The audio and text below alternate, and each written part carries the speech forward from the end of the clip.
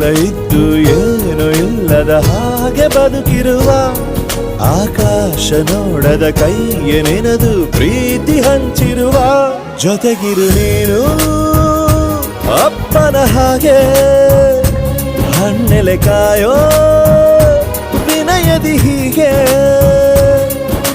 ನಿನ್ನನು ಪಡೆದ ನಾವು ಪುನೀತ ಬಾಳು ನಗು ನಗುತ್ತಾ ಬೊಂಬೆ ಹೇಳುತ್ತೈತೆ ಮತ್ತೆ ಹೇಳುತ್ತೈತೆ ನೀನೇ ರಾಜಕುಮಾರ.